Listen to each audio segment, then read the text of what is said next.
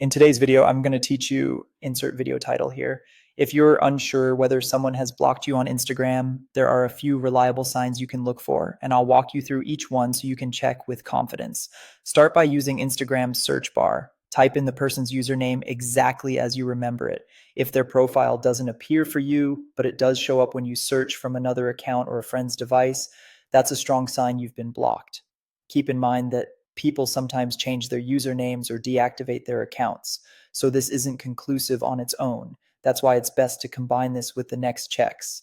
Next, try visiting their profile through old interactions. If you have a comment they left on a post or an old direct message thread, tap through to their profile from there. If you land on a page that says no post yet, even though you know they previously had content, or you see a profile with no posts, no reels, and no visible content at all, that usually indicates they've blocked you. You might still see their follower counts in bio, but the grid will be empty. Now try sending them a direct message. If you're blocked, your messages will appear as sent on your end, but they won't be delivered and won't be seen by the other person. You won't get a seen indicator, and the message will just sit there.